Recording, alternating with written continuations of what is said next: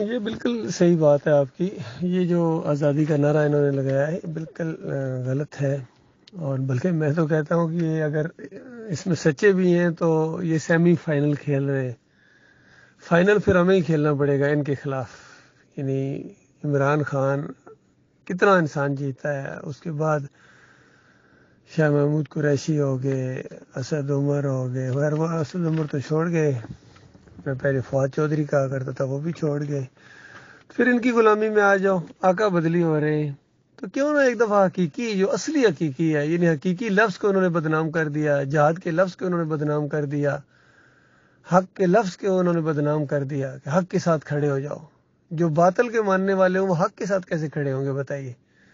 یہ باطل کی جنگ ہے، یہ جمہوریت کی جنگ ہے، یہ ملک کی جنگ ہے، اقتدار کی جنگ ہے، اسلام آباد کی جنگ ہے، اسلام کی جنگ نہیں ہے.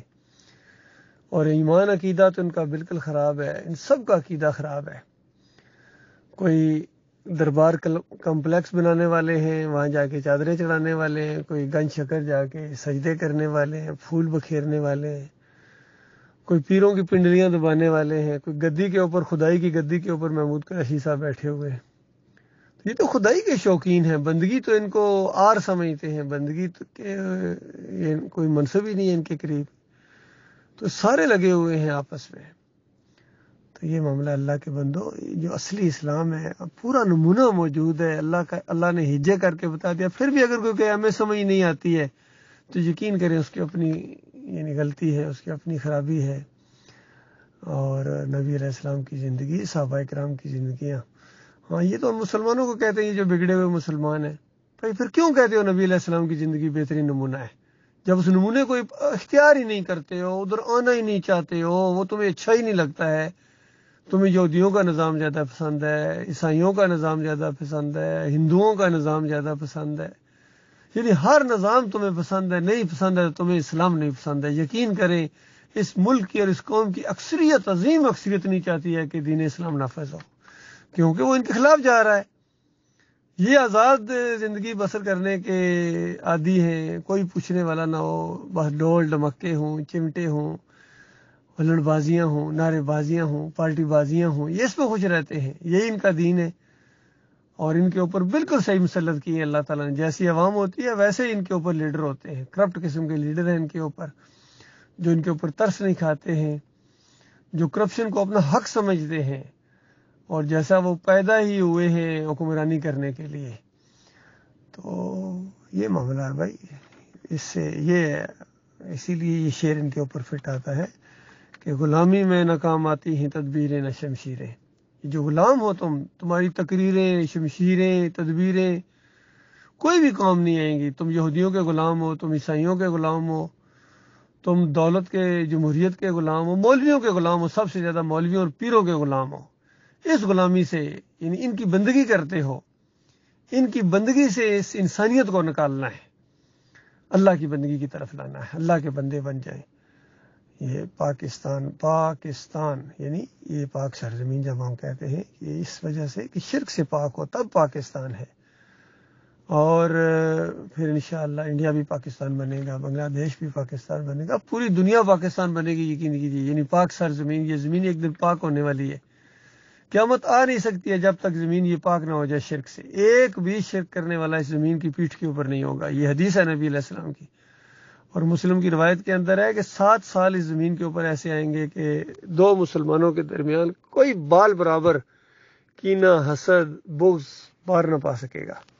اور گویا جنت والا وہ نقشہ جو جنت میں مومن آپس میں ایک دوسرے سے محبت کریں گے، اس طرح کا نقشہ زمین کے اوپر بھی قیامت سے پہلے 7 سال کے لیے اللہ برپا کر دے گا. اور اس دور کا جو امیر المومنین ہوں گے وہ لوگوں کو کہیں گے کہ یہ بیت المال کھلا ہے، جتنا مرضی مال لے جاؤ. تو آگے سے ایک عام مسلمان مومن کہے گا کہ امیر المومنین، یہ جو جماعت کھڑی ہوئی ہے اور اس کے ہم سجدہ کرتے ہیں اپنے اللہ کو، یہ سجدہ مجھے ایک سجدہ یہ آپ کے سارے بیت المال سے زیادہ عزیز ہے. تو اس طرح اللہ کی بندگی کے شوقین جب سامنے آئیں گے تب رنگ جہاں بدلی ہوگا. باقی یہ دنیا کے پرستار ایک حقیر سا کوئی چیز نوالا ان کی طرف حقارت کے ساتھ پھینکا جائے، اس کو جا کے سونگھتے ہیں اور کھانے کے لیے تیار ہو جاتے ہیں. اندازہ لگائیے ایٹمی قوت ہے ہم کتنا بہترین ملک اللہ تعالیٰ نے دیا، تو قرضے اتر ہی نہیں رہے. قرضہ تو بڑی لعنت ہوتی ہے. اور بچہ ہمارا پیدا ہوتا ہے تو مقروض پیدا ہوتا ہے، اربوں کا معاملہ ہے، سود پر سود دیے چلے جا رہے. تمہیں ذرا شرم نہیں ہے، حیا نہیں ہے، غیرت نہیں ہے، ہوش نہیں ہے. اسلام میں سود کی کیا گناہ بتائیے؟ یہ سود جو ہے یہ اللہ اور اللہ کے رسول سے جنگ ہے. اللہ اور اللہ کے رسول سے جنگ کرنے کے بعد کیسے جیتو گے؟ پھر ذلت اور خواری کیوں نہیں آئے گی؟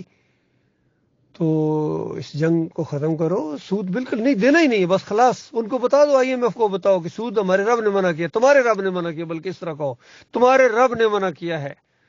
تو تمہارے رب کی بات ہم کیسے ٹھکرائیں؟ تمہارا بھی وہی اللہ ہے، ہمارا بھی وہی اللہ ہے.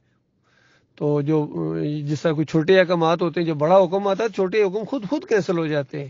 جب کائنات کے مالک کا حکم آ گیا کہ یہ سود حرام ہے، کیسے ہم دیں؟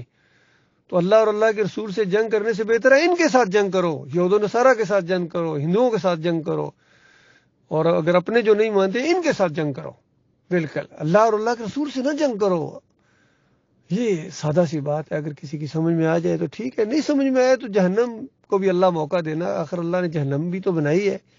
وہ منہ کھولے انتظار کر رہی ہے ان کا، اللہ کے باغیوں کا، نافرمانوں کا، کافروں کا، مشرکوں کا، مرتدوں کا، بے دینوں کا، جو بھی اللہ کے علاوہ کسی اور کی بندگی کرتا ہے، اللہ کے علاوہ کسی اور کو داتا، دستگیر، مشکل کشا، حاجت روا کہتا ہے، واسطے وسیلے، رکوع اور سجدے کرتا ہے، کوئی اور نظام اس کو اگر پسند ہے اللہ کے دین کے علاوہ، تو پھر جہنم کو میزبانی کا موقع ملے گا بھائی.